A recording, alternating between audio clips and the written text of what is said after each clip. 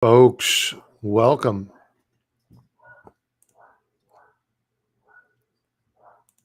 If you hear a demon in the background, that is my little dog, Mina. Apparently, she's upset with something. Okay. We have a lot to go over tonight. And, going back to last Sunday night, pardon me, I'm distracted by one thing right now, and I want to make sure that.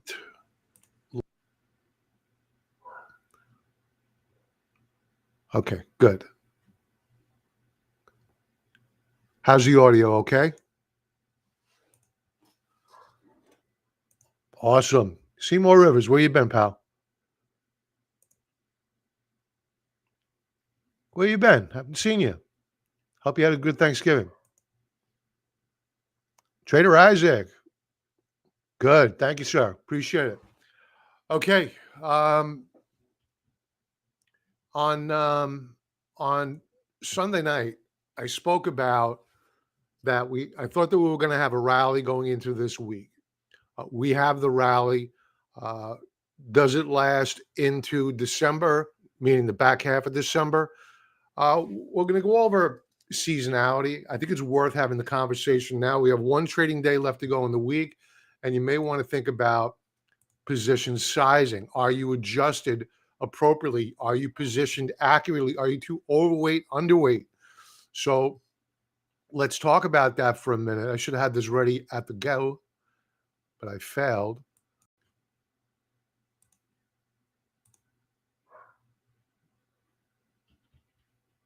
So far this week, we're having a very, very, very, very, very good week.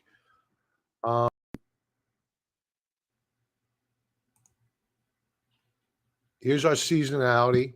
We're going to go to the weekly view as we close out the year.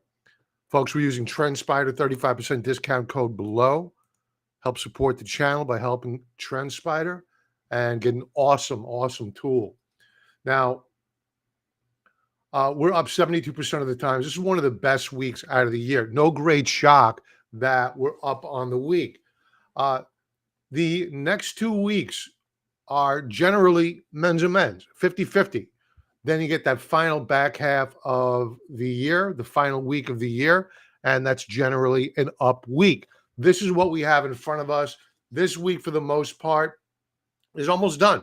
We have the jobs data coming out tomorrow. Very, very important number. Let's take a look at how the Qs perform as we go into the back half of the week, because I can tell you something, folks. I warned about this. I went into great detail on Sunday night that I was very, very worried about the yield curve. And we'll talk a little bit about the yield curve in a moment and how it's begun to change already. I already went over this with members. They're already informed, but we're going to do a deeper dive tonight. So as you take a look at this chart here, we're up about 60% of the time on the Qs. This time of year, this week out of the year, we drop down to around 50% next week, consistent with the S&P 500. But the final 2 weeks out of the year, you see a tendency for the Q names to trend up higher and outperform the S&P 500. We are crossing our fingers like this, hoping that that is what we get. Why? It ain't going to last. So we're going to be a little bit doom and gloom here, but we're also going to have answers to where you should be positioning yourself as the wheels begin to come off of this this market. Because yes, you had Jay Powell yesterday. He came out and he threw the market a bone in that he made statements that he didn't want to over tighten, but he will be tightening. The question is, does he get it right? the market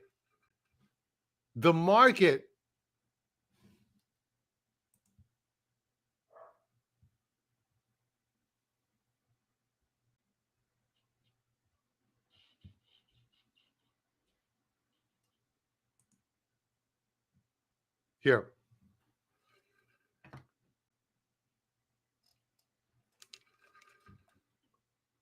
That's not it. Here. The Fed, this is with regard to Jay Powell's comment yesterday. The Fed may live up to its own hype and keep rates very restrictive, but talk is cheap. And the other truth of the matter is that the Fed has yet to had to face the pressure from keeping rates high. Continuing with QT, and unemployment is beginning to materialize. In 1974, this goes back to Burns, Arthur Burns, who was the Fed chair at the time. In 1974, the Fed cut rates 800 basis points in a period where inflation was above 9%, lighting the fuse for inflation going into the 1980s. So what you're seeing right now are the markets anticipate that the Federal Reserve is going to be accommodative. And I think that they are grasping at straws right now, because when you take a look at this chart here, this is a chart up here, green, S&P 500 index, March 5th, 2006 through October 3rd, 2008. So this was the financial crisis. Here we are in white at current. You can see that we're trending fairly well, and we are beyond where the markets had broken back in, let's call it, I don't even know what month it was, to be honest with you. But we are here. This is an overlay of from March 2005, March 2006 to October 2008. And as you can see that we rallied back then in green, and then the floor fell out. Right here, we've rallied, and we're expecting that the floor is going to fall out of this market. Why?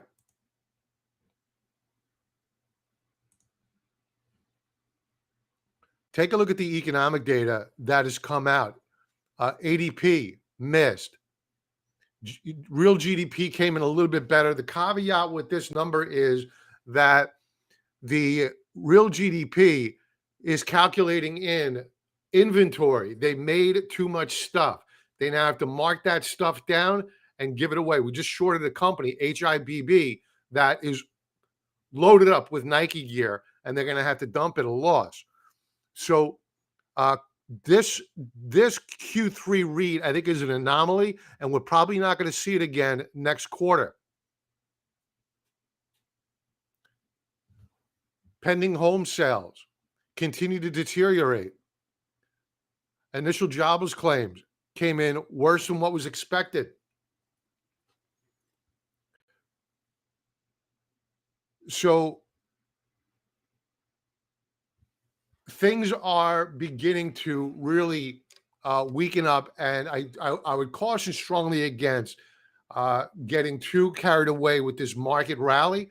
And we're going to talk in a moment about where best to put our capital to work in the coming months. So let's take a look at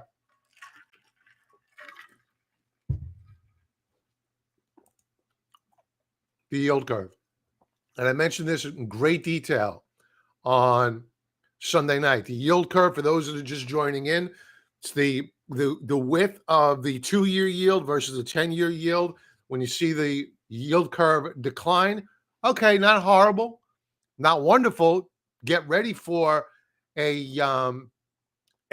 steepening of the yield curve, and that's when things get real fast, as noted by the S&P 500 in silver, gold in gold. When you get a steepening of the yield curve, as you did back down in the .com bubble, The S&P 500 rolls over. Then again, same deal.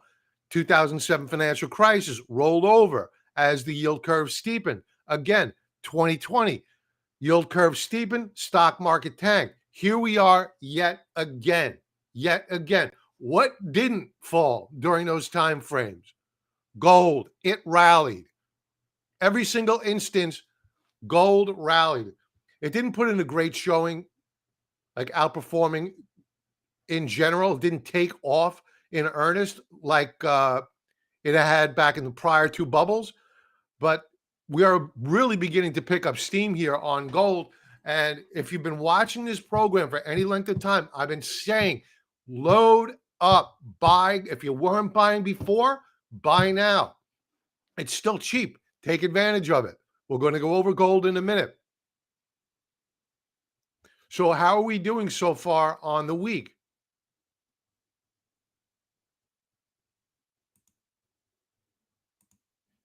Gold. We own it. This is a monthly chart. Let's go to the weekly chart.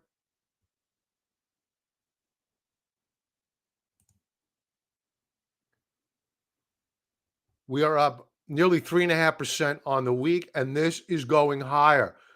This is the first time we are poised. We don't know if we're going to close above the 50-period moving average on a weekly time frame. Yeah, we have one trading day left to go, but this would be the first time. If we do close above that mark, it'll be the first time since June, the week of June the 6th, that we do so. Now, gold is a laggard relative to our other positions in this space.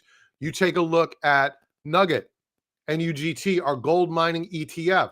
It is ripping up higher, up 10.5% on the week, and it's going up higher. Thank God I didn't sell covered calls. GDXJ, weekly chart. We have a lot of this in our retirement account. We're up over 5.33% on the week. So these names want to move up higher. They are breaking out. Why are they breaking out? Is it because Jay Powell said that he's going to stop rates? Was that the interpretation that was received by the gold market, by the silver market? No, they're telling you he is not serious enough about fighting inflation, and they are going to do the fighting for him. I'm going to show you charts in a moment where the markets are telling you that the Fed chair is not serious enough about fighting inflation, despite the fact that we have a rally in the stock market. It is a blip on the screen. Get ready to pull the trigger to exit stage left and to get short of this market, because we plan on doing it very, very soon.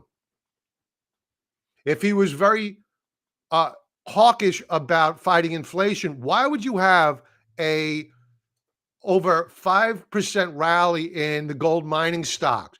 Why would that be? They don't believe him.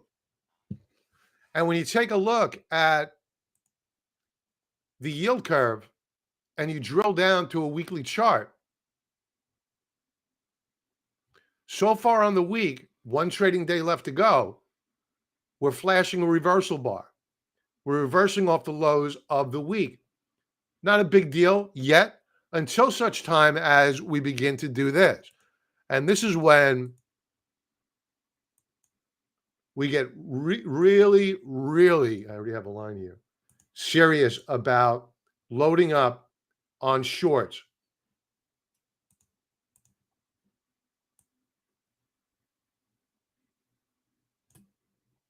We start breaking out above this upper band of resistance on a weekly chart, and members, we will be watching it and acting accordingly.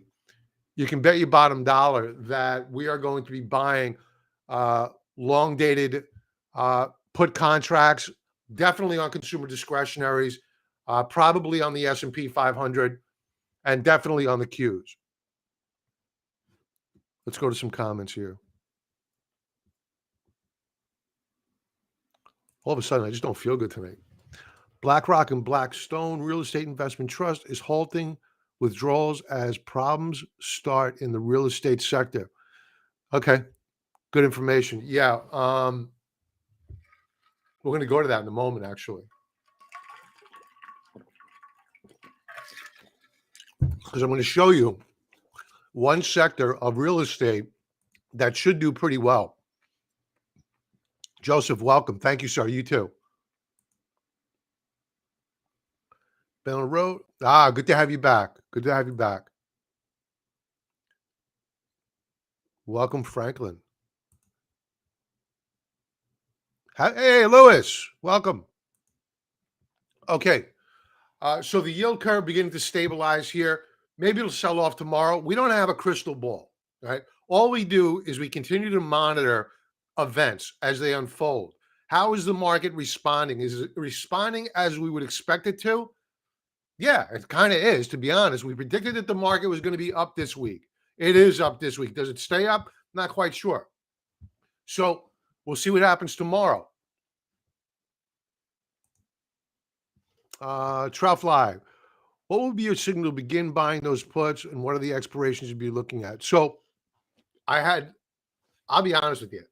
I was chatting with members earlier, and I brought up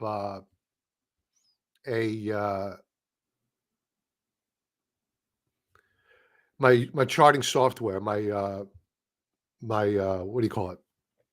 Trading platform. And I was playing around with potential what you call vertical spreads. What that is a vertical spread, or a bear put spread, is the purchase of a deep in the money put option and the simultaneous sale of a deep out of the money put option. Why do you do that? Well, you do that just in case you're early, right? And the trade moves against you, but you have an insurance policy below that's helping take the edge off. And as the trade, or you begin to see the market peter out and you want to lean into that trade, well, you could opt to take that hedge off and then you just net short the market, or you keep it on and just add to your position. So it depends upon your confidence level, but we're looking out at least a year. And I don't know if you're familiar with options at all, but we're looking at a right now, you can't get an 80 delta option on, I think it's the September 30s, I want to say, of 2024. That's what we're looking at. So we're looking at those strikes. We're looking about going out over a year, because that way, if we're wrong in the short term, we're not seeing a bunch of time decay, and we're just build on that position. And if we're right, well, we're in the trade for not just a short period of time, but we have a long duration. And God forbid we get whipsawed out, we have a counter trend rally. Well, we still have another several months for it to work in our favor. So we're looking to go out over a year on our trade of the short of the S&P 500, consumer discretionaries, and probably the triple Qs as well. Good question. Now, that doesn't mean that we're going to give up on our Harold. Hello, sir. It doesn't mean that we're going to give up on our swing trading,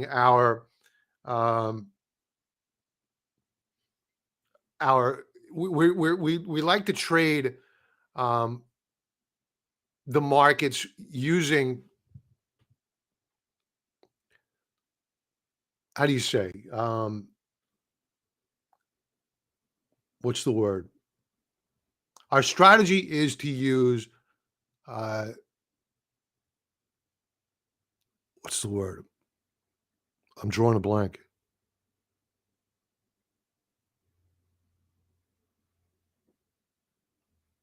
Our strategy is to trade around the market using, case in point, we have a strangle on right now in CRM. Right, CRM, they missed on earnings today or last night, and they got hammered. So what did we do? We sold puts into weakness, and then as the shares rallied back, we sold calls into strength. So that's an undefined risk trade where we have very, very high probability of profit. But if I'm right, and this market begins to go to hell in a handbasket really, really quickly, I want hedges above. I want air cover just in case those positions or these positions get into trouble. So our core business is to sell premium. It's to generate cash flow using undefined risk strategies. That means that we accept a very high level of risk, but in turn for accepting that high level of risk, our probabilities of profit are so great that we consistently generate cash flow. We love that game. It's a game that works, but I got to admit to you that I'm scared. When I see the yield curve like this, I'm talking to you from the perspective of a guy that I was trading 2002. I was trading 2007. I was trading 2020. I was trading 2018 during the taper tantrum. These sell-offs were there was felt like Armageddon. There was no bottom. So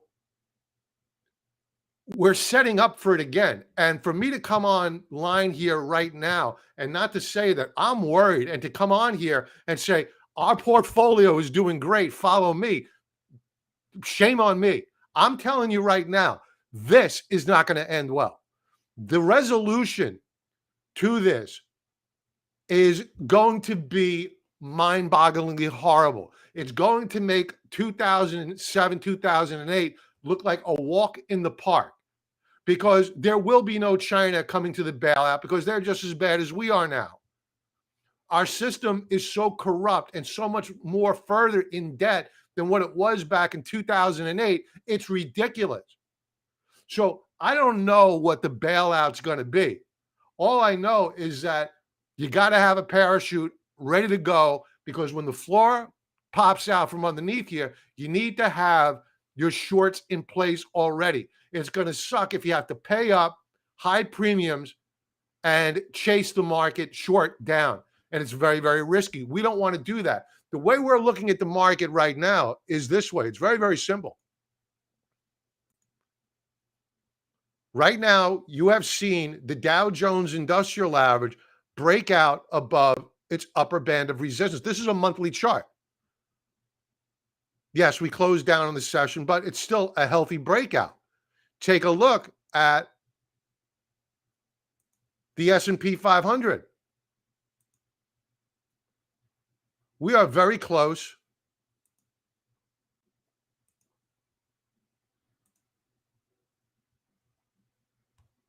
to a very powerful weekly breakout.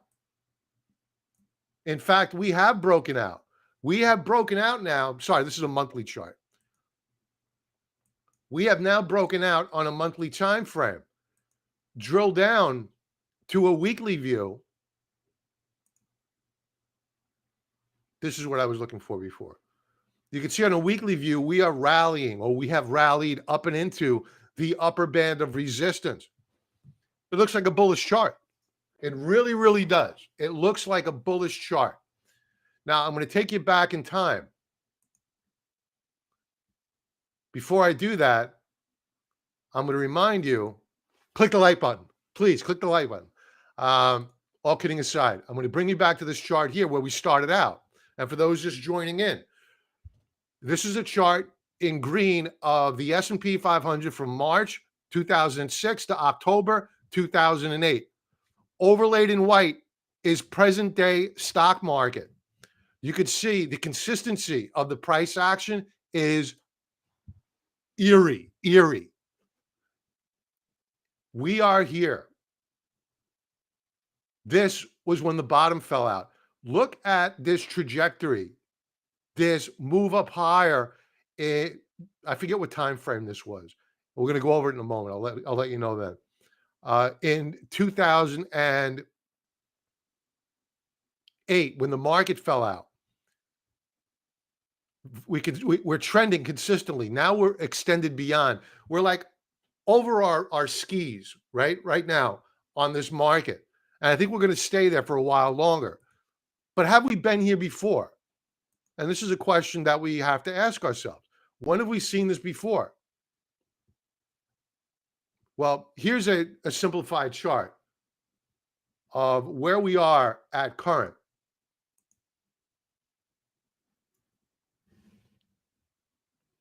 It's hard to see it, but we are flirting with the breakout here on this open high low close candlestick. Uh, it looks pretty good, very good, in fact. But I want to take you back to 2008. Something eerily familiar happened back then as well.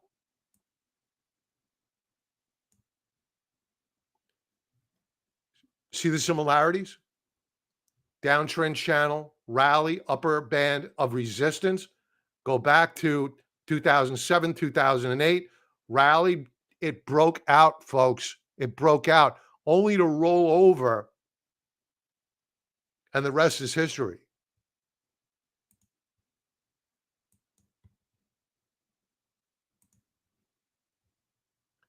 So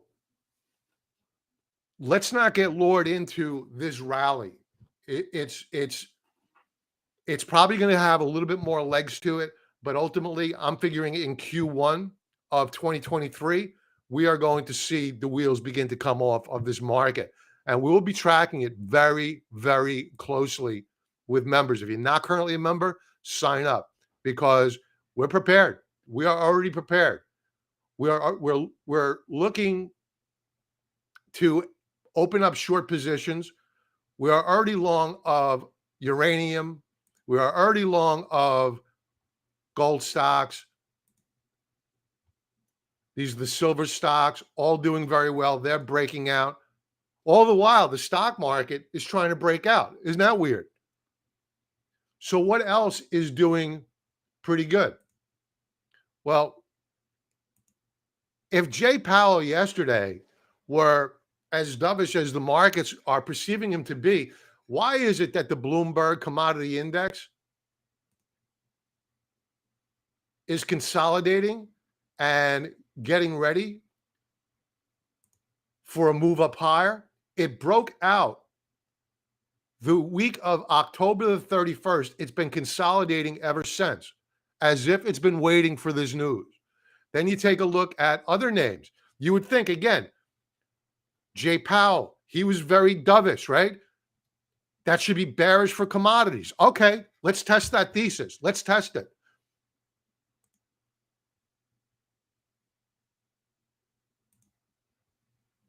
Oil prices on the week up.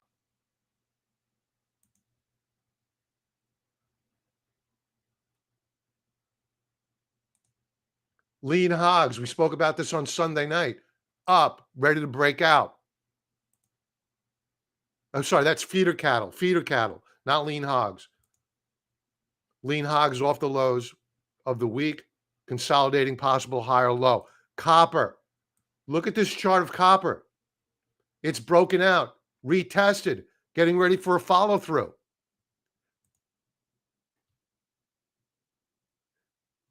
Now, this matters because here's another view of copper. It matters because we've been talking about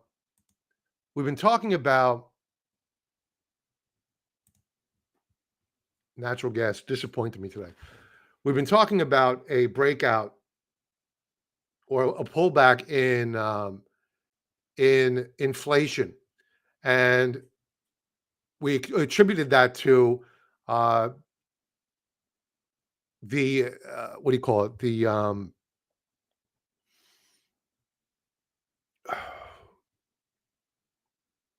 The SPR, Strategic Petroleum Reserves, getting dumped. You saw a pullback in inflation. We've been tracking this. The PCE report today was no great shock. If we see initial jobless claims come in weak tomorrow, no great shock. The markets are going to treat bad news as good news tomorrow. If you see bad news, the stock market's probably going to rally. But there's only so much more of a rally that you're going to be able to get in an economy that is falling off of a cliff. The upside or the downside to all this in reality is that while you're getting all this bad news, you're getting firings all over the place. Google laying off a bunch of workers, Credit Suisse laying off a bunch of workers. This is just today. So as you're getting these disappointing headlines coming out of layoffs, you're seeing commodity prices break out. This is silver. They're breaking out. All of these commodities are breaking out. What does that mean? That means inflation. So think about it. You have jobs going like this, people losing their jobs, yet inflation is going like this. How does that end well? It doesn't. This is why I look at this chart on a constant basis and I toy around with it. What does well? What doesn't do well? When the yield curve it steepens, what does well? What doesn't do well? And again, I'm going to say it in silver or gray is the S&P 500. Clearly, you do not want to be in equities. You do not want to be in equities. You want to be in gold, no doubt about that. That clearly outperforms. Do you want to be in the gold mining stocks?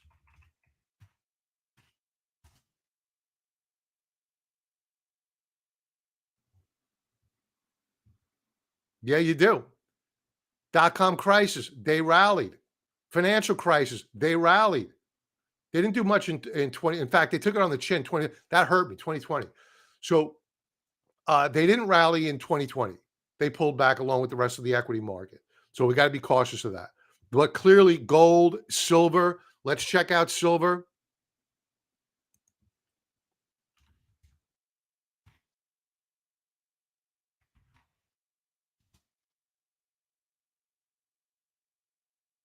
Silver and gold right now clearly outperforms. These are the names you want to be in. What else do you want to be in? Somebody brought up earlier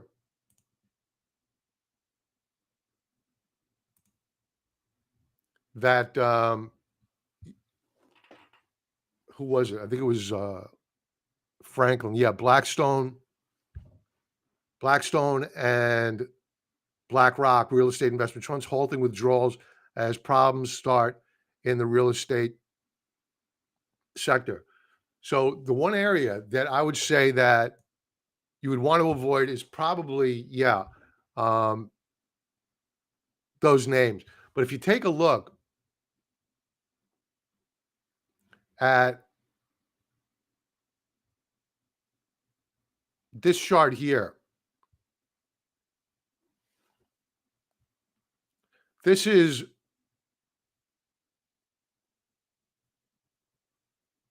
silver. And if you're into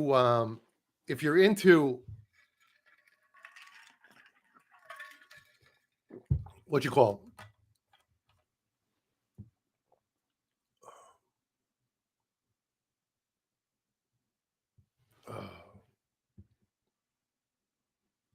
if you're into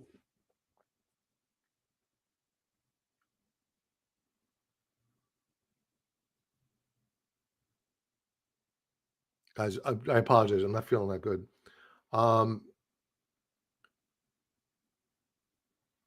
If you're into other areas where you could investigate, I think that one of those areas is going to be the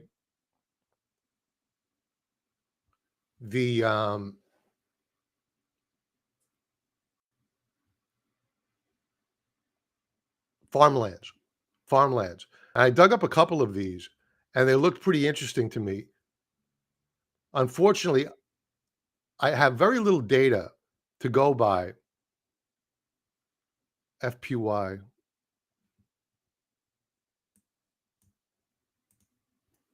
What is your opinion on SQQQ $40 level?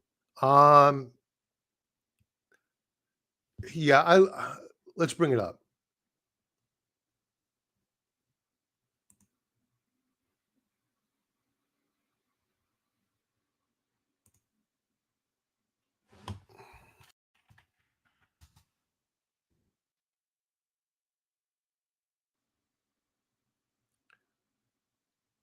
I think that right now, I would be interested in selling puts, out of the money puts, but I wouldn't be a buyer yet.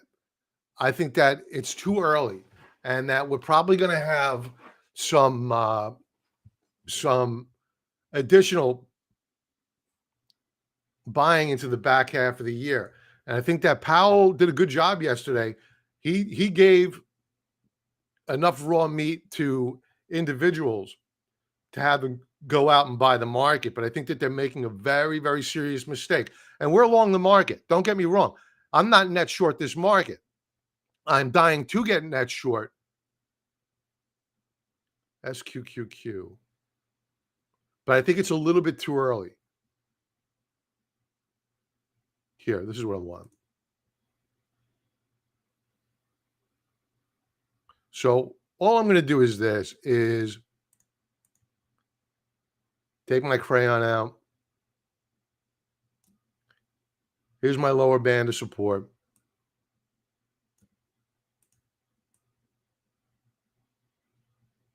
And you can see that where we're trading at current is the support level that needs to hold right now. If we break below it, we're going to come down to, let's say, 34, 35 bucks a share on the SQQQ.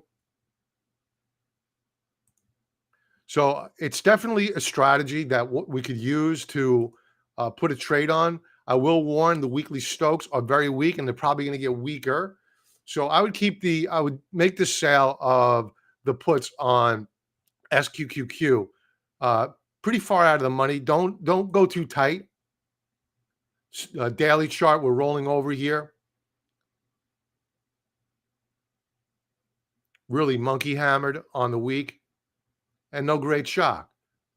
But I think that this is an opportunity to accumulate these names, just not yet. Let's wait until we get into that final week of the year where they're pumping the market up higher.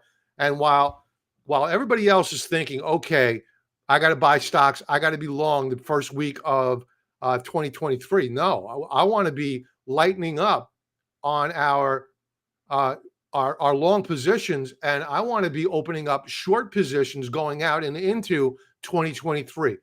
So I don't care whether it's buying the outright SQQQ, which is a short ETF of the triple Qs, or buying put options, but we are going to be very heavily short going into any crisis. That way, what we could do is we're able to do what our business is best, and that is to sell premium and go to sleep at night. Because I remember waking up when the bottom fell out of these markets, and it wasn't pretty. And to try to chase these markets down and to put on a position to get short, it's nerve-wracking at best. You want to be at least partially positioned in advance. That way, you're mentally prepared, and you could trade your account freely, and you don't have to worry about that event. And that event putting you in a very, very bad position. So I wouldn't be a buyer here. I'd wait till things settle down. I think that you're going to have a bias to the upside as we begin to move into the new trading week. Bought snow last night, 124. Never thought about one. Didn't snow bounce back today or last night?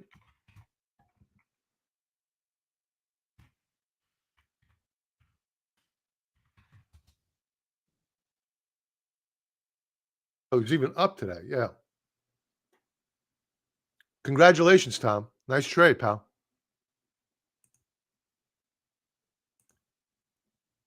TZ Burton, welcome. Harold, yeah, winter's coming. Yeah, I mean, no better words. I agree with you 1,000%. A day of reckoning is coming, folks. Uh, When you have, I don't know if anybody saw the interview with Andrew Ross Sorkin last night or the night before. I think it was last night. And that Bankman Friedman, whatever his name is, that sloppy mess of an individual, that human dumpster fire of an individual. It's shocking that this kid was confident enough that he's not going to go to jail to come out and say, I'm sorry 12 times. And he's probably not going to jail. We live in that type of environment right now. There's a world of hurt coming because it's the only way to wash out the system.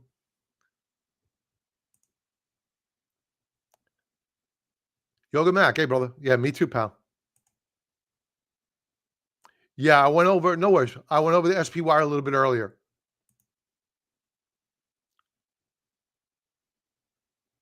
I shorted CS. CS.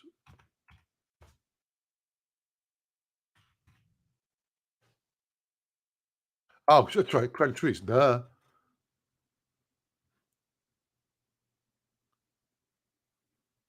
Gotcha. Okay. Santa Claus rip your face off, bro. I don't think it's going to. I think that I want to see. I want to see a real rip up higher on the XLY. This is what I really want.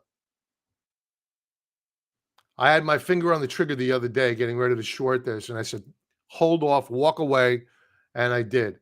I hope they rally it up to the 200 period moving average, and then I'm probably going to short it because I think that the consumer's dead. They're dead, and these names are going to feel it. GDXU, man.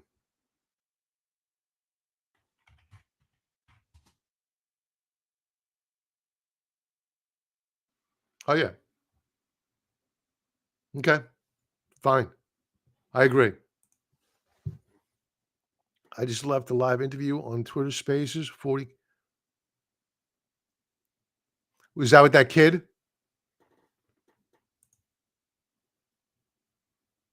How you lose 30 billion and have no paperwork? um, there's people are living by separate, different set of rules. Uh, he has no problem coming out and saying that he made a mistake. I mean, wow, that's bizarre. Harold, I have no words for it. There's going to be a day of reckoning coming. It's coming. Yeah, Jeff, no doubt. Liquidity, liquidity, liquidity. My top three favorite words. Sam Bankman in some VC's Twitter Spaces answering. He's live again, huh? His attorneys are letting him speak. He's got no fear.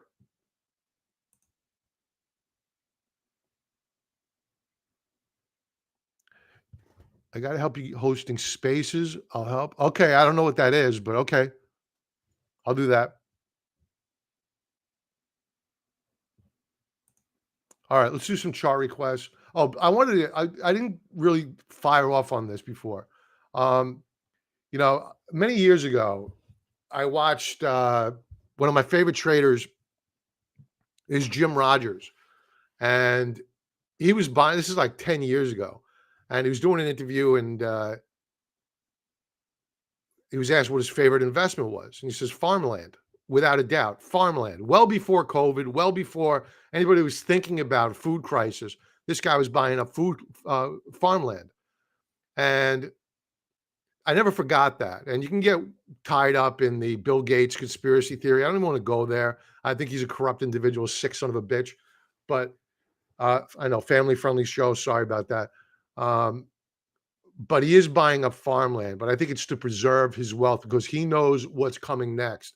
And you take a look at one of the names here is land. And if you go back to our yield curve chart, now we don't have a lot of data going back 20 years to benchmark this.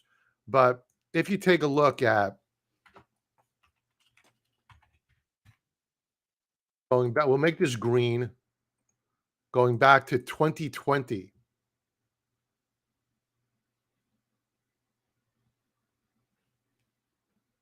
So these lines here reflect the stock market going down and the yield curve rising. Take a look at what farmland did in that same time period.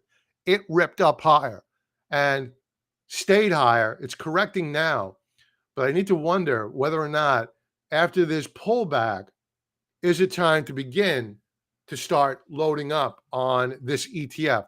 Land is one of them. What's the other one?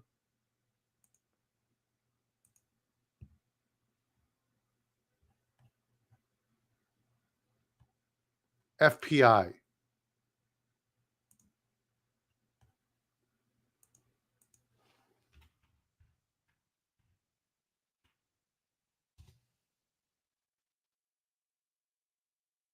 So here was the pullback, and look what this thing was doing, ripping up higher as the yield curve moved up higher. Too bad we don't have data going back to 2000. It would have been interesting, but these are the two funds that you can buy farmland with, and it's certainly something that we're going to be looking at here at the Contrarian Trader to add to our portfolio as a hedge to preserve wealth.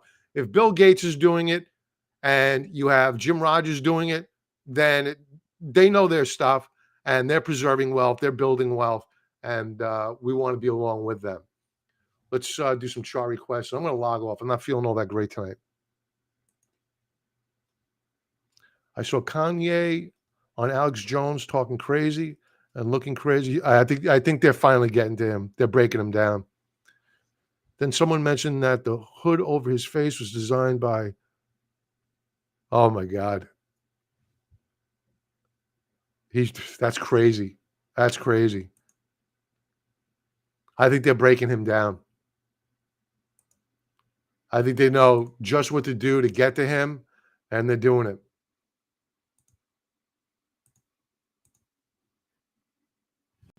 All right. It's Trader Isaac, STNE.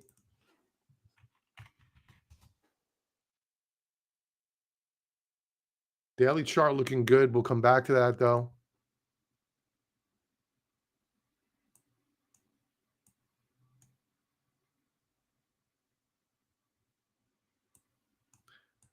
Really nice consolidation here. And we're beginning to inch up higher. We're breaking out now. You take a look at RSI. You take a look at Stokes, weekly time frame. They're rising. Daily view. We have broken out. We broke out today above resistance. Let's go to the monthly view. I think the correction is over, and it looks like it's ready to be bought. Simple as that. Is this thing optionable?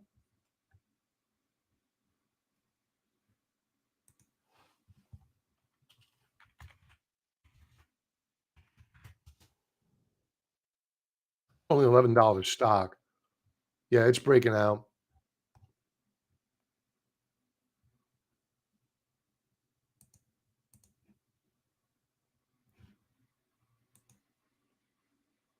Thank you, Seymour. Appreciate it. Yeah, I don't know. Something just hit me right when I was speaking earlier. Just whacked me. Really weird. So yeah, I like it. It's firming up nice. It has options too.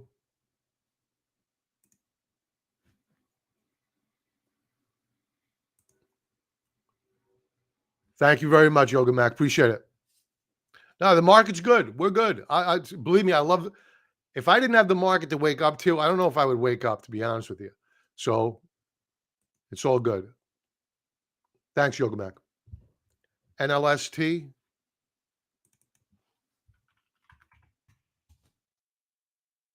Net list.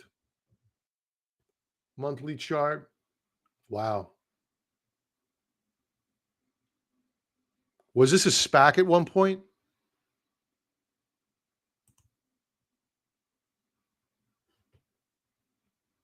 I don't think you can be confident here that it's done going down. It's not rallying with the market. And honestly, to me, this looks like a bear flag setup.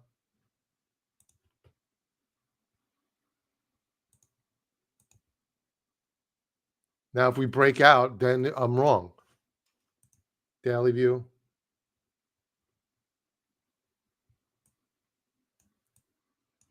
This thing's $1.19. What was it?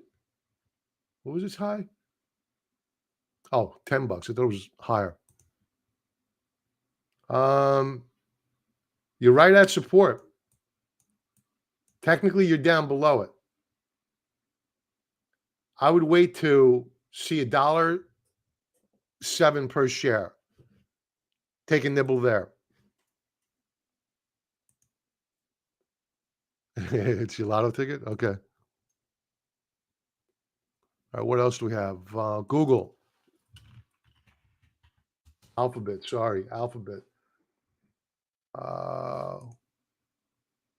Weekly chart. We closed out, we booked profits today on our Google Strangle. And that is my trading software logging out on its own. Sorry about that noise. Google looks like it wants to move up higher.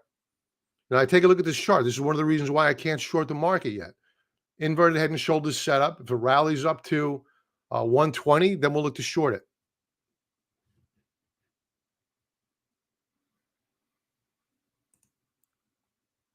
Daily view, rising wedge formation. No breakout yet, but it looks as though it's probably going to move up higher.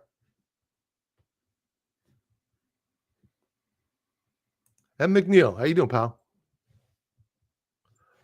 What are some good gold miners? You know what? That's really hard. You know, I would strongly suggest stay away from individual junior miners. There are a lot of bad companies out there, a lot of corrupt companies out there. I would go with I would keep it simple. Rather than having to worry about an earnings report, a headline risk, I would just buy the GDXJ, the junior miners, which you own a lot of. And if you want the senior miners, you want less volatility, go with the GDX, and you're done. If you want individual names, Newmont Mining, NEM, Gold, which I think is Barrick. Go stay with the top tier names, best of breed. If you're going to go with individual names, yeah, Barrick Gold.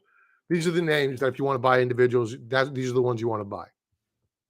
Another name that we were talking about yesterday was FCX, Freeport-McMoRan. Now, this is a copper play. I just showed you the chart of copper earlier. That looks like it's getting ready to break out. So let's take a look at a monthly chart of Freeport-McMoRan. It's breaking out as well. It broke out last month. This month, we're retesting the breakout point. Freeport-McMoRan could be bought. This is a buy all day long. And you got to ask yourself, why are these things a buy? Simple. One chart. US dollar is tanking. It's tanking.